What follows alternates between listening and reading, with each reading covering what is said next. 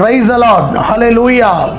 దేవుని ఘనమైన శ్రేష్టమైన శక్తి కలిగిన నామంలో నా ఆత్మీయులందరికీ హృదయపూర్వక వందనాలు. దేవుని అపారమైన కృప ద్వారా కొద్ది నిమిషాలు మీతో దేవుని వాక్యాన్ని పంచుకోవడానికి ప్రభు నాకు చూపిన కృపను బట్టి దేవునికి స్తోత్రం. నేటి క్రైస్తవ జీవితంలో మనము ఫలించాలన్నా, అభివృద్ధి చెందాలన్నా, ఆశీర్వాదం పొందాలన్నా, దేవుని స్వారూప్యం మనలో కనబడాలన్నా, మనము దేవుని యొక్క కృప ద్వారా బలవంతులమై సాగిపోవాలన్నా, ఆత్మీయులారా, మనము దేవుని యొక్క చిత్తములో ఆయన ఆలోచనలను నెరవేర్చే వ్యక్తులముగా జీవించాలి అంటే కొన్నిటిని మనం విడిచిపెట్టాలి.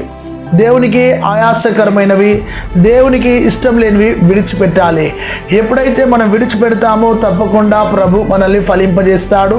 విడిచిపెడతామో ఆశీర్వదించబడతాం, విడిచిపెడతామో అప్పుడు ఆత్మలో వరిదిల్లుతాము. దేవునికి మహిమ కలుగును గాక. అయితే నా ఆత్మీయ జీవితంలో వేటిని విడిచిపెట్టాలి అని ప్రభు నిన్ను నన్ను అడుగుతున్నాడు. దేవునికి ఇష్టం లేని విడిచిపెట్టాలి.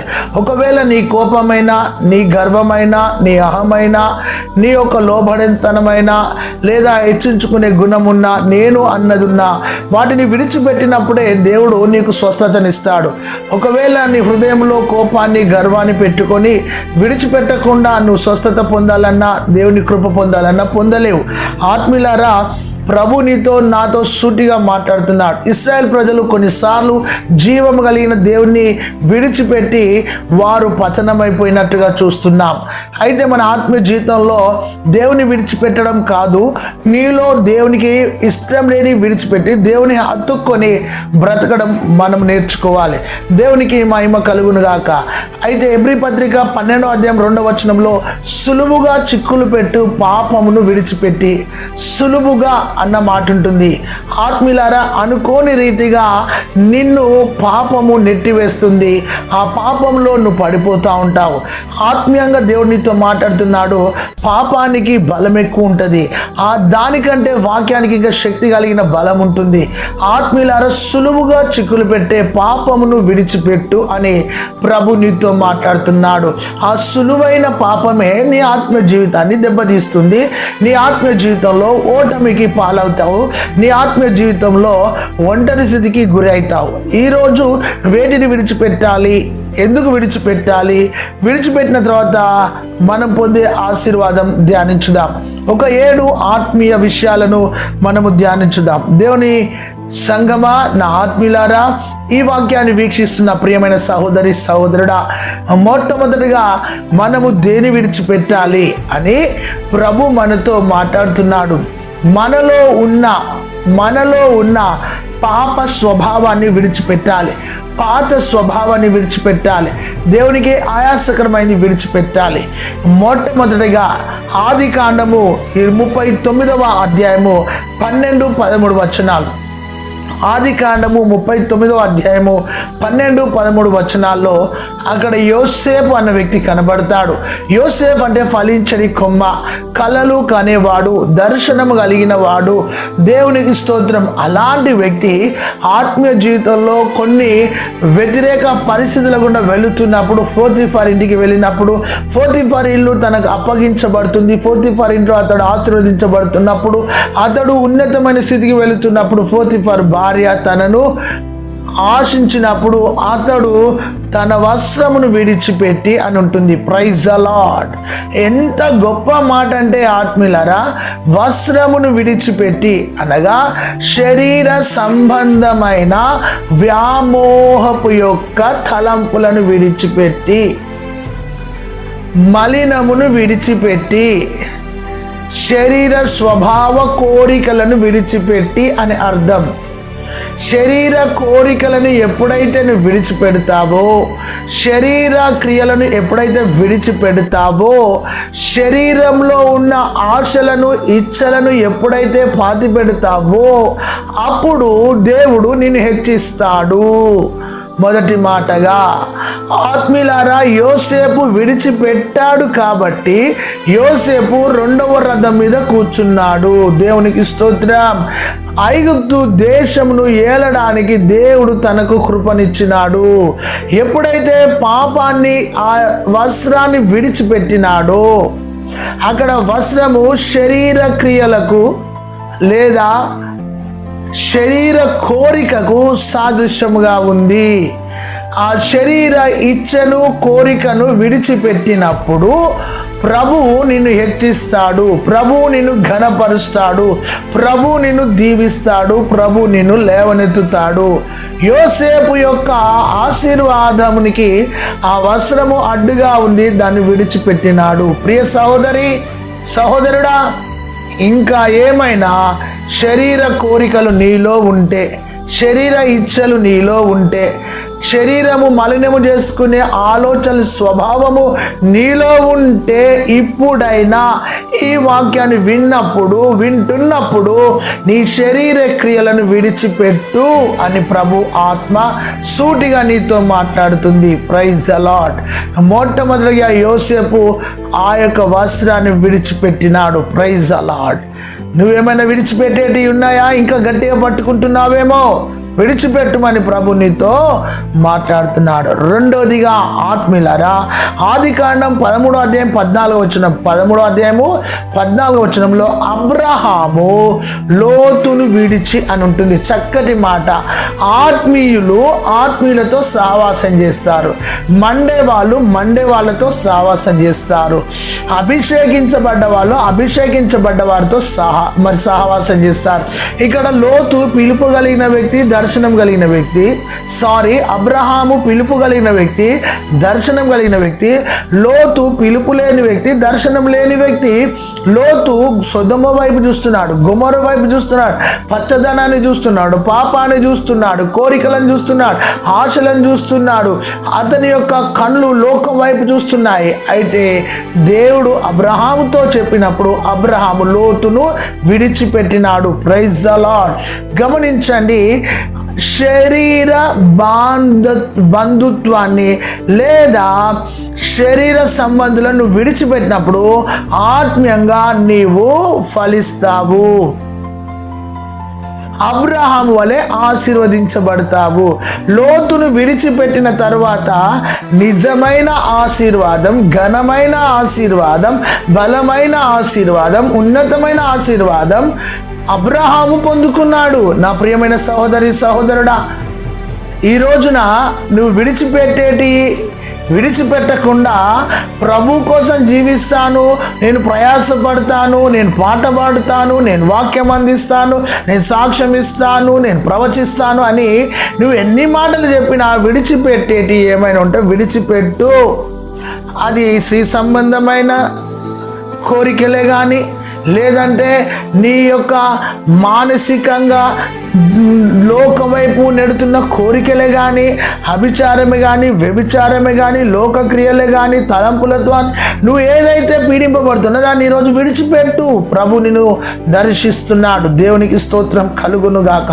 అబ్రహాము లోతును విడిచిపెట్టినాడు. ఆత్మ సంబంధి శరీర సంబంధిని ఎప్పుడైతే విడిచిపెట్టినాడో ఆత్మ సంబంధి దేవుని సన్నిధిలో సాగిపోతున్నాడు. Praise the Lord. Hallelujah. Abraham విడిచిపెట్టి ఆశీర్వాదం పొందుకున్నాడు. యోసేపు విడిచిపెట్టి ఘనపరచబడ్డాడు. దేవునికి స్తోత్రం కలుగునుగాక. అయితే నేను కూడా విడిచిపెట్టేటి ఏమైనా ఉంటే ఈ రాత్రి విడిచిపెట్టేసాయి, లేదా పగటిపూటనైనా విడిచిపెట్టేసాయి. ఎప్పుడో ఒకరోజు ఈ లోకంలో ఉన్న తుచ్చమైన వాటిని విడిచిపెట్టవలసిందే. దేవునికి స్తోత్రం. మూడో విషయాన్ని చూస్తే నా ఆత్మీయులారా, రూతు గ్రంథం 1వ అధ్యాయం 6వ వచనం, రూతు గ్రంథం 1వ అధ్యాయం 6వ వచనంలో రూతు నయోమి ఆత్మీయ జీవితమును చూస్తే అక్కడ రూతమ్మ మోయాబును విడిచి ఇహపరమైన జీవితాన్ని విడిచిపెట్టి, మోయాబు అంటే పాపము అనే అర్థం లేదా చీకటి అనే అర్థం. పాపాన్ని చీకటిని విడిచిపెట్టి పరిశుద్ధమైన వాగ్దాన దేశం వైపు, యేసు ప్రభు వైపు ఆమె తన మనసు తిప్పుకుంది. ఎప్పుడైతే మోయాబును విడిచిందో రూతమ్మ కృప పొందుకున్నది. దేవునికి స్తోత్రం. ఎప్పుడైతే మోయాబు అనే పాపపు బంధకముల నుంచి విడుదల కలిగి విడిపించబడి యెరూషలేముకు వస్తుందో, బెత్లెహేముకు వస్తుందో కృప ఆవరించింది. అయితే ఈ రోజున ఇంకా నీవు మోయాబులోనే ఉంటున్నావేమో. మోయాబు పాప సంబంధమైన జీవితం, మోయాబు చీకటి ప్రాంతం, మోయాబు కోరికలను నెరవేర్చుకునే అలాంటి భయంకరమైన ప్రాంతంలో నుండి రూతమ్మ వాటిని విడిచిపెట్టి, మోయాబును విడిచి బెత్లెహేము వైపు వస్తున్నది. దేవునికి మహిమ కలుగునుగాక. మోయాబును విడిచిన తర్వాత ఆమె కృపలో నిలబడ్డది, కృపలో ఆశీర్వదించబడ్డది. బోయాజుకు భార్యగా నిలిచింది. ఆ బోయాజు తనకు భర్తగా ఉన్నాడు. ఆ విధంగా ఓబేదును కన్నది, యెషయని కన్నది. యెషయకు మన దావీదు ఆ వంశం చెల్లాడు. దావీదు వంశంలో నుండి యేసుక్రీస్తు ప్రభు వచ్చాడు. ఈరోజు నా ప్రియమైన సహోదరి సహోదరుడా, మోయాబును విడిచిపెట్టి, మోయాబు అంటే ఆశలు కోరికలు విడిచిపెడదాం. దేవుడు నిన్ను దర్శిస్తున్నాడు. దేవునికి స్తోత్రం కలుగునుగాక. అయితే ఇంకేమైనా విడిచిపెట్టని ఉన్నాయా? వాటిని విడిచిపెట్టని ప్రభు చెప్తున్నాడు. దేవునికి స్తోత్రం కలుగునుగాక. 4వ విషయం, 2వ దినవృత్తాంతాల గ్రంథం 7వ అధ్యాయం 14వ వచనములో 7:14లో, నా పేరు పెట్టబడిన నా జనులు తమను తాము తగ్గించుకొని తమ దుర్మార్గంలో విడిచి తమ పాపను ఒప్పుకొని దేవుని సన్నిధిలో ప్రార్థించిన వారిని క్షమించి వారి దేశమును స్వస్థపరుస్తాను అన్నాడు. చెడుతనమును విడిచిపెడితే స్వస్థత కలుగుతుంది. నీ శరీరానికి స్వస్థత కలగాలన్నా, నీ అంతరంగానికి స్వస్థత కలగాలన్నా, నీ మనసుకు స్వస్థత కలగాలన్నా ప్రభు చెప్తున్న మాట ఏమిటంటే చెడుతనమును విడిచిపెట్టు. చెడుతనమును విడిచిపెట్టినప్పుడు నీవు తప్పకుండా స్వస్థత పొందుకుంటావు. దేవునికి స్తోత్రం కలుగునుగాక.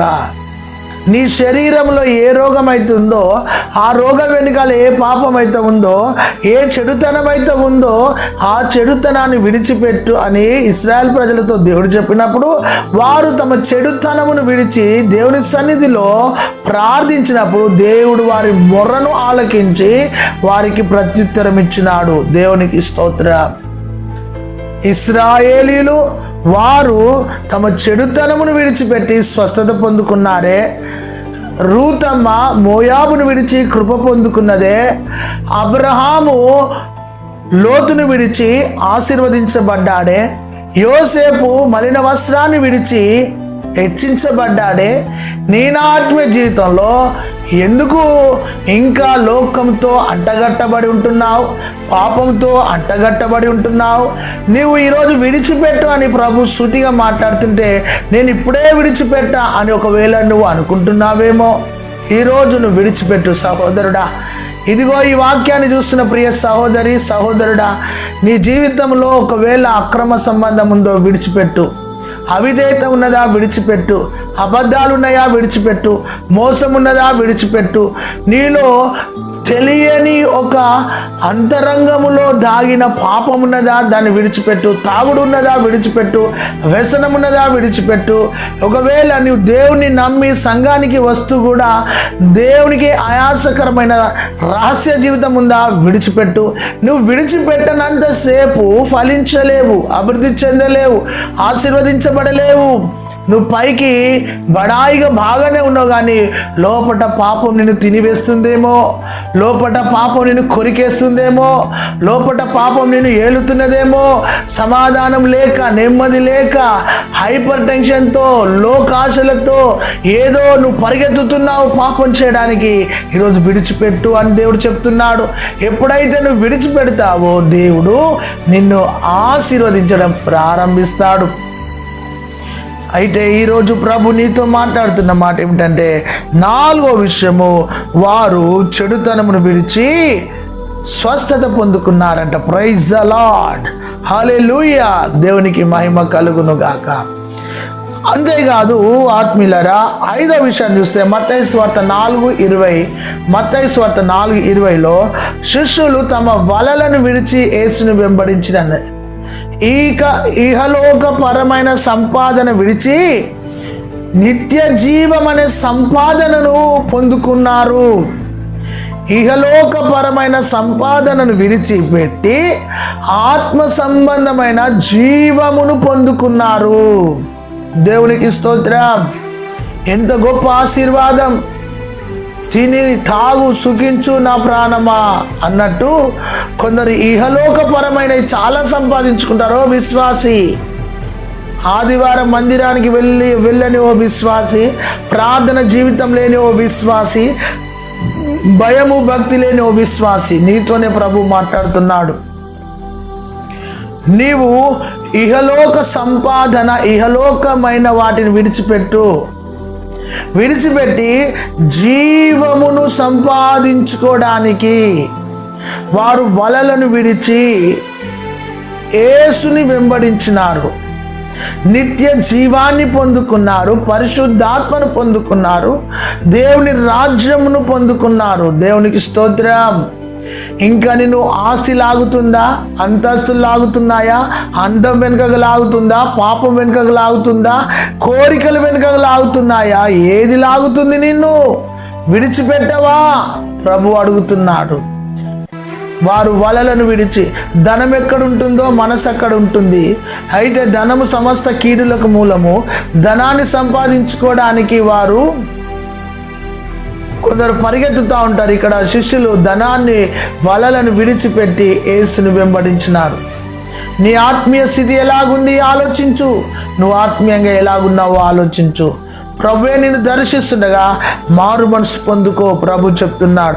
5వ విషయము, శిష్యులు వలలను విడిచిరి, లాభకరమైనవి విడిచిరి, శ్రేష్టమైనవి విడిచిరి, వారి పోషణార్థమైనవి విడిచిరి.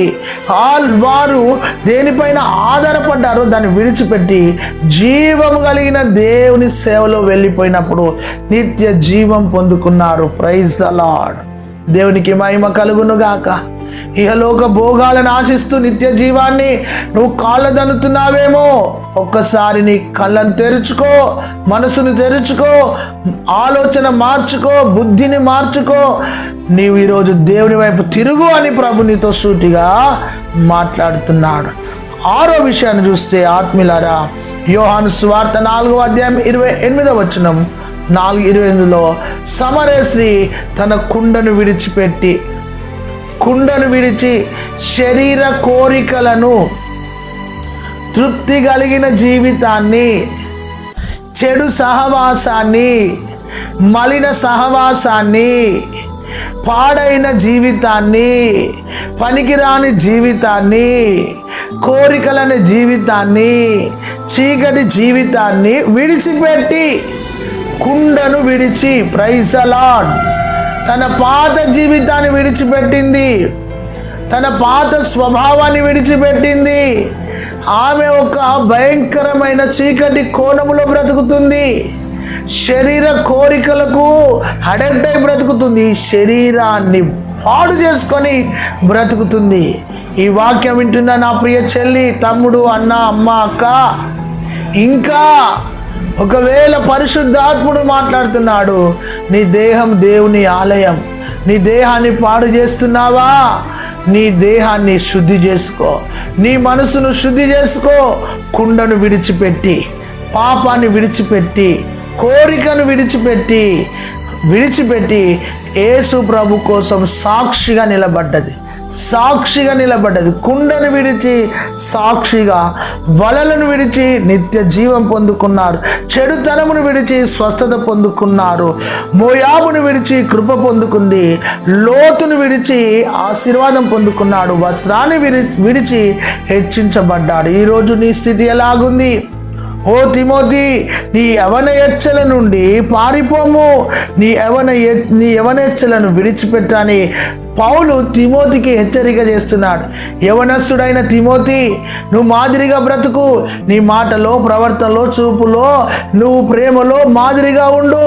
ఎవరు నిన్ను దూషించద్దు, ఎవరు నిన్ను ద్వేషించద్దు, ఎవరు నిన్ను విసర్జించద్దు అని చెప్తూ నీవు యవనిచ్చలను విడిచిపెట్టు అన్నాడు.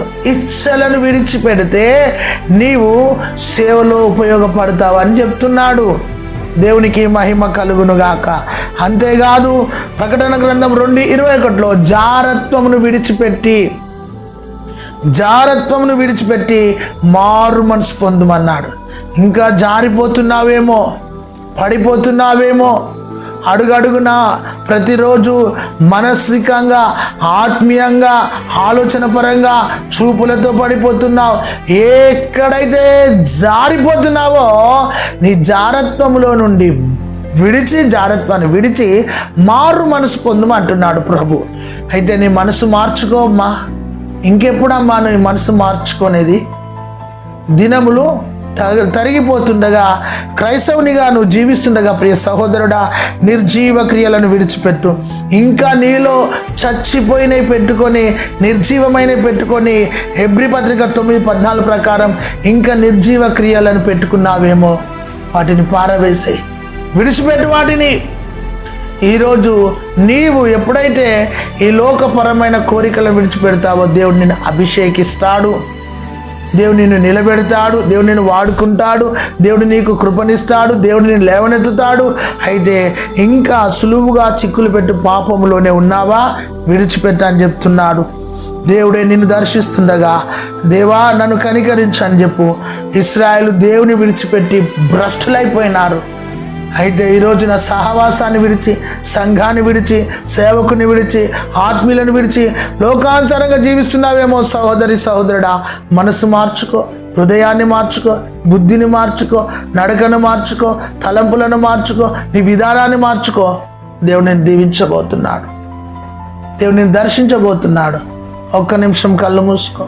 పరిశుద్ధుడా, జీవం గల దేవ, ఈ వాక్యాన్ని విన్న ప్రతి వారు మారు మనసు పొందాలయ్యా. మేము వేటిని విడిచిపెట్టాలో వాటిని విడిచిపెట్టే భాగ్యం దయచే ప్రభా. విడిచిపెట్టకుండా ఇంకా మేము గట్టిగా లోకాన్ని, పాపాన్ని, శరీర కోరికలను పట్టుకుంటున్నామేమో అయ్యా. అవి మమ్మలను ముంచివేయక ముందుకే, ఆ పాప మమ్మలను పాడు చేయక ముందుకే, కోరికలు మమ్మలను కాటు వేయక ముందుకే మా జీవితంలో రూపాంతరం పొందే మనసు దయచేయి నాయనా.